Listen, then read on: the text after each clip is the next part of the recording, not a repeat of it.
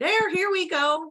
Welcome everybody to today's Tuesday's Mastermind on how to unleash your voice.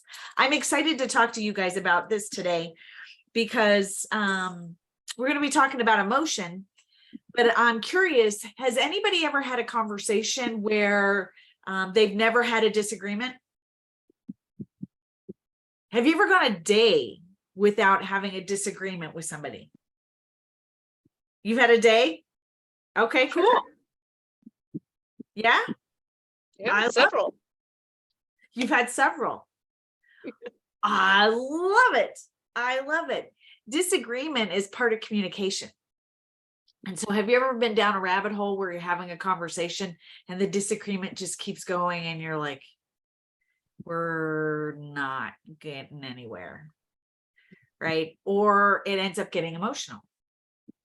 And that, agree to disagree kind of thing has to take over.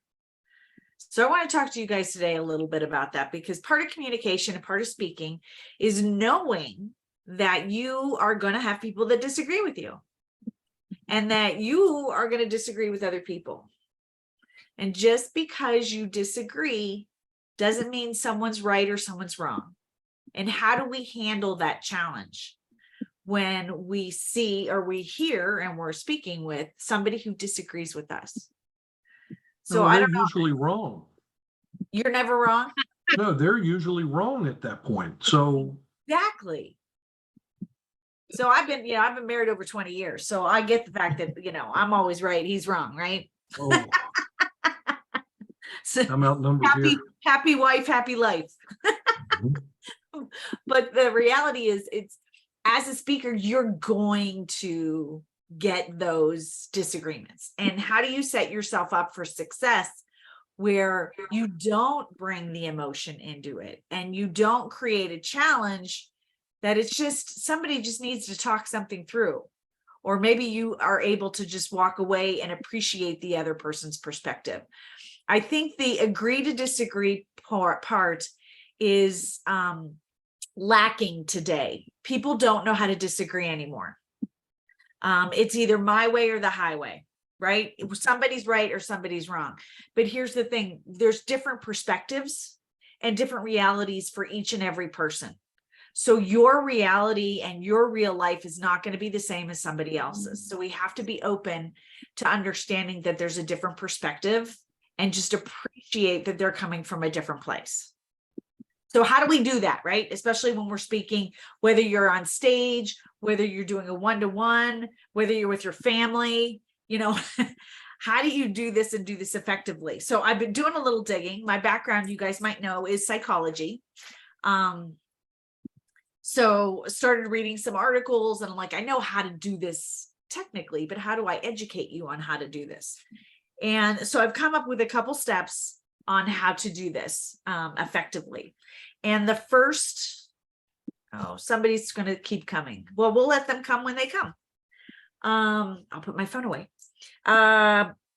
First of all, is when you're speaking, when you're having a conversation, is first of all, just to be open-minded and appreciate the fact that, one, you don't know everything.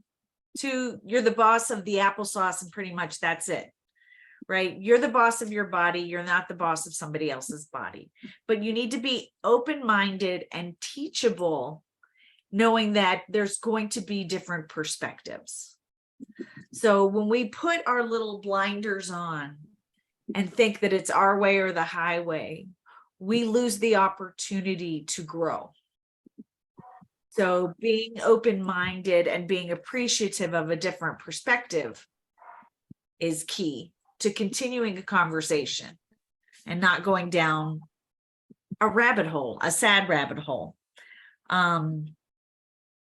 People often rush into the argument phase and laying out why they're right and not having an open-minded understanding as to the difference of opinion. So take a moment and be open and teachable, right? We're in a classroom. We all should be teachable. All right. The second tip is to listen. God gave us one mouth and two ears for a reason. So as much as we are communicating our opinion, our idea, our concept, our lesson, that doesn't mean that the input that's being given from somebody in our audience isn't of value. So listen, what are they actually saying? And taking notes. All too often, we, as humans, we listen to respond. We don't listen to process. So actually listen to what they have to say. I mean, yeah, we get funny, we make jokes, you know, we do things like that, but actually, again, being open-minded and listening. What I love to say, and I encourage everybody to do, is you always respond with a thank you, because people want to be heard. We all want to be heard, whether our opinion is X, Y, and Z, whether we agree or disagree, we just want to be heard. So it's always good. It's fair. It's awesome to respond with thank you. Thank you for that. I appreciate you sharing your perspective. I appreciate your input. Disagreement, you can look as disagreement as like a gift, because it's making you use your noodle. It's making you be creative with your words. Oftentimes as speakers, we already have our shtick, our spiel said, you know, we know what we're going to say, but when somebody disagrees with us, it challenges us. So we've got to pay attention and kind of dig into our words. So say thank you, appreciate them for their input. And then after you've actually listened to what they have to say, when you process it, reiterate it. Say things like, so what I'm hearing is XYZ. So if I'm understanding you correctly, this is what I hear. And that way they know that they are heard. When you repeat their words back to them, they're like, okay. And it does, especially if they're emotional, it de-escalates the emotion. Because like I said, again, people just want to be heard. So it's awesome when you're in that conversation. Thank you for sharing. I appreciate your input. So what I'm hearing is XYZ. What I understand and is this, and then correct me if I'm wrong, but this is my understanding. And then you move forward from there, where you're actually allowing that communication to happen. Okay, so be open-minded, listen, use the proper words, say thank you, parrot them back, right? So that you actually understand, and then keep to the facts. So whatever the conversation is, keep to the facts. Don't bring anything that happened before, after, whatever. Don't bring the other things involved. Stay focused on the facts of the conversation that you're having.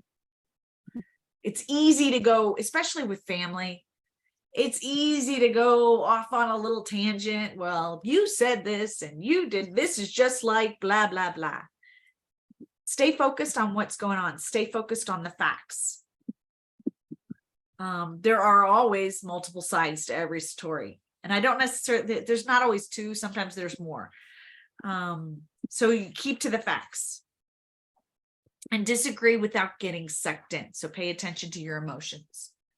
And when you keep to the facts, you're actually giving yourself an opportunity to learn about what they're thinking and their process that goes, their beliefs, right? Their points of view. And this allows you to expand on yours. Okay, does that make sense? All right. And then the next step is this: keep emotions out of it. Now, this is way easier said than done. I can tell you, I wear my heart on the sleeve, and it's tough. But here's some tools that can help you do that. But again, when you're able to stay focused and keep your emotions out of it, I did 25 years litigation.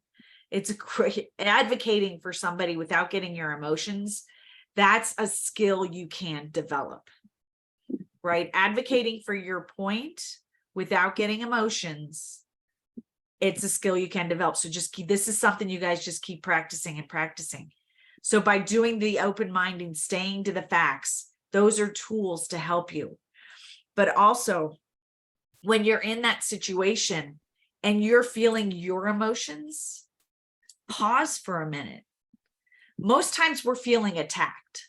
When somebody disagrees with us, especially if they bring the emotion, we are up level our emotions because we feel like we're being attacked. We're being rejected. Something's going on. We're taking it personal. And it's not. I've seen it happen in the courtroom tens of thousands of times. It's not personal. Watching two attorneys duke it out, it's awesome when you can see those conversations happen and the emotions aren't involved because they're sticking to the facts. So pause. When you feel your emotions, pause. I love taking a deep breath. I personally think taking a deep breath, a cleansing breath, helps. And then figure out, okay, what am I feeling? Ask yourself, what am I feeling right now? Is it rejection? Am I going back to a time in my past where I felt completely like an idiot, right? So I'm feeling insecure. I'm feeling this. What am I feeling? And just own that space for a hot minute. And I'm not saying literally this isn't a minute. It only takes a few seconds that you're like, okay, you just said that. I take a deep breath. I'm feeling insecure. I'm feeling afraid. I'm feeling attacked. But the reality is this is just a conversation. Nobody's physically harming me. Nobody's going to physically harm me. These are just words. I am okay. So take a deep breath and understand that. Think of it like change your perspective on what's happening. Okay, we get stuck with the politics or the religion or the things that tie up the emotion. But when you think about this difference that we're having, think of it like a flavor. Think of it like a cookie. You may really, really like chocolate chip, but I really love Oreo. And at the end of the day, what does it matter? You can do your chocolate chip and I'll do my Oreo and we're both going to be smiling. So change your perspective on the conversation and put it in its own little box that it's just words. It's just an opinion. It's just a conversation. It's an opportunity to learn from each other. That doesn't mean we need to agree or disagree. We're learning. So take that deep breath, recognize the emotion, and say, okay, I'm feeling it. That's based on my past. And I'm going to move forward with the words that matter on the topic at hand. It's just a cookie. I like it. And we all love cookies, right? Even if you say no, I know you do. So those are a great tool to check your emotions. Then the next step is to watch your tone. Okay. Communication it's the small percentage is actually the words we use. More of it's tonality, it's body language, it's all of that. I get excited, I use my hands. You guys see this all the time when I'm talking. My tone goes up when I'm excited, you start talking faster. And then when you get frustrated and angry, your face is going to go red. You're going to get, you'll clench your fist. You'll do certain things like that. Pay attention to how your body's reacting.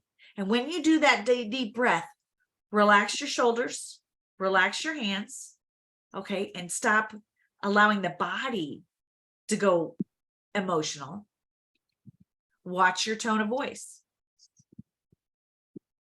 And when you become more clear with the words that you're using, they will That's another way to de-escalate their emotion. The louder they get, the softer I get. And it's kind of, they will match you. If you actually have a relationship, a true relationship with this person, they will match you and they don't even know they're doing it. This is a nice little subconscious. So just watch your tone. Pay attention to that. You know, I'm not going to go up high if you go high. I'm going to stay even keel.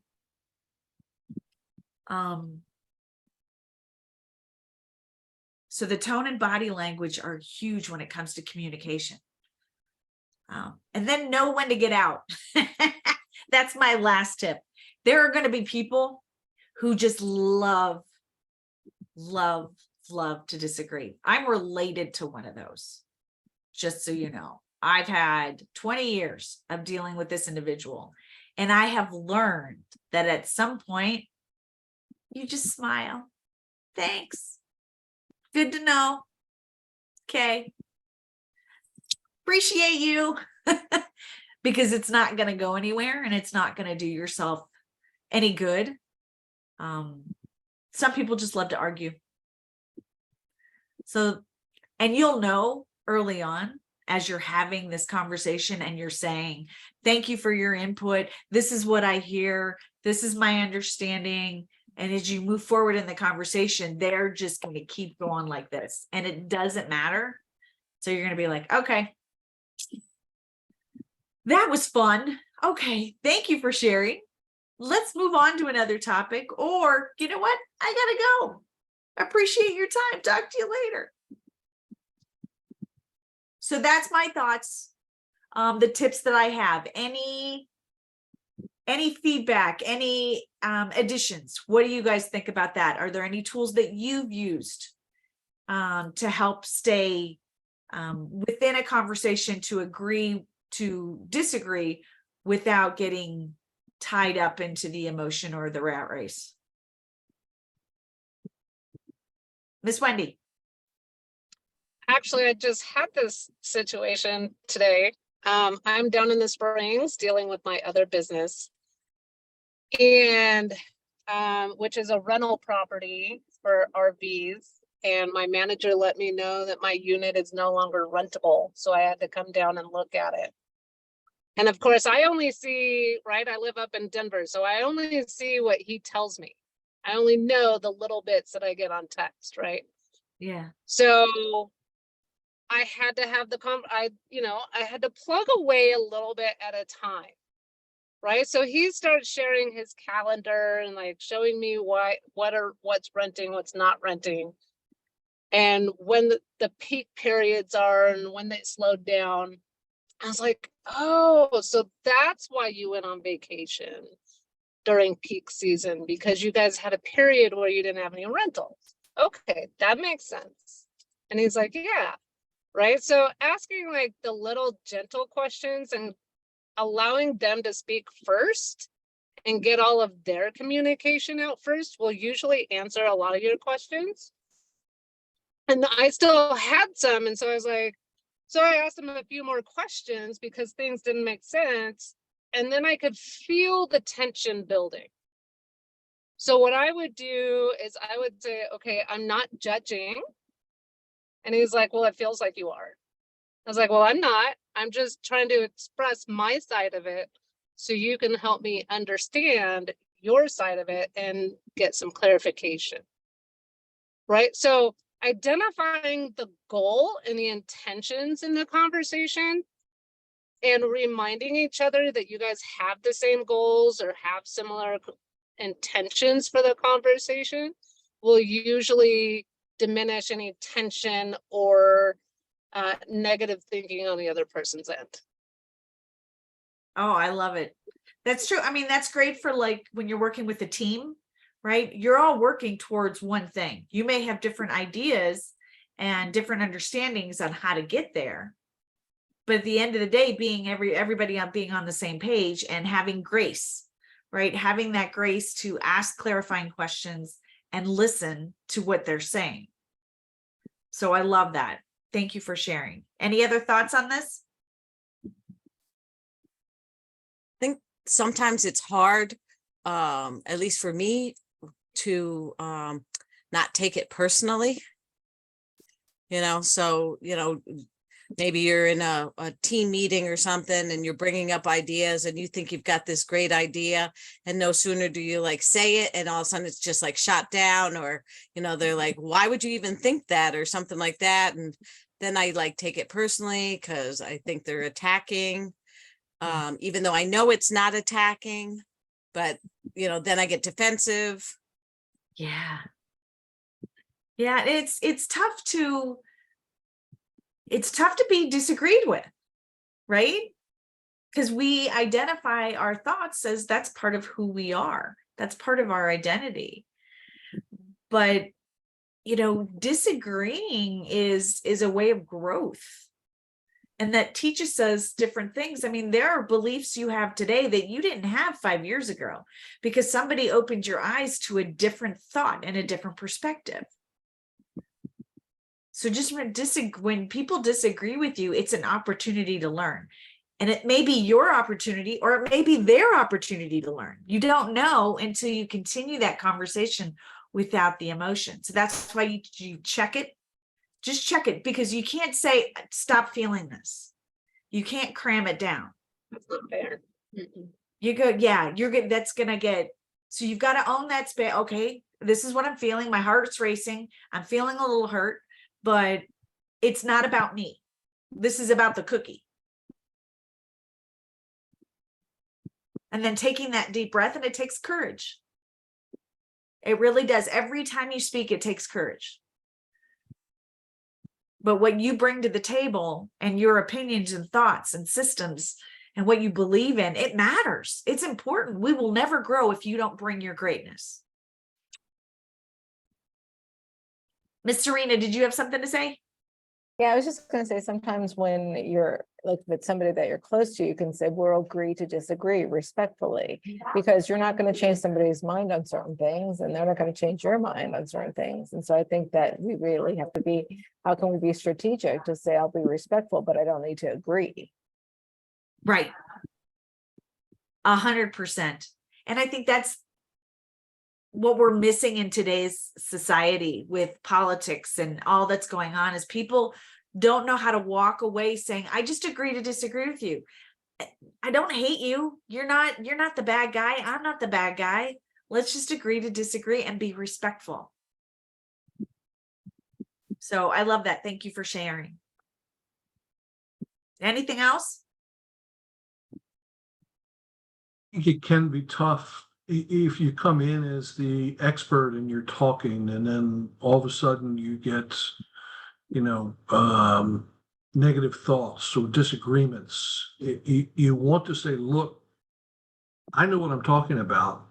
Just absorb it. But you have to be able to step back and say, did I not explain it properly? What did I do wrong that you didn't understand it the way I meant it? And sometimes that's hard to do, to understand why you can't get your point across. That's very true. And that's the whole perspective, right? Mm-hmm. So when you reiterate what you think they're saying, so your understanding of theirs, maybe you can get to the same page. And sometimes it's just different words, a different angle on whatever line that you're trying to describe. So words, individuals process words differently. Some are auditory, some are visual, some need to, there's a different way humans process information. So they may need to hear it a different way in order to get on the same page as you. Plus, sometimes we have our own lingo too that other people don't understand, right? Right? Yep. Right. And then it's, yes, Wendy. I think there's a part where you have to put your ego in check too, though. Right. So although you may be the expert and you're the one speaking, that doesn't mean you're the only expert in the room or the only one with an opinion. And so I think a lot of the time, putting your ego in check will help with the emotional reactions and enable you to actively listen better. I couldn't have said that better. And that's, I was that was the point I wanted to make, is maybe there is another expert in the room. You might not be the only one. I love being I love being the dumbest person in the room, quite honestly. I love learning from everybody else. But it's agreed, Wendy, well said. Any other thoughts?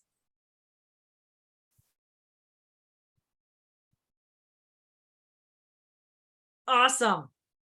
Oh, well, you guys, I hope you found that valuable. A lot of what I got came out of psychology today, because I love digging in to how the brain works and, you know, studies on how to actually use this valuable, right? How do we handle our emotions, especially using our voice and disagreeing. So thank you for hopping on today. I am spending the day getting all the recordings up on the YouTube. So I will be posting that in our Achieve group very soon, so that you can go back to all of the past conversations and masterminds and catch up. So thank you for joining us, you guys. Keep using your voice. Yes.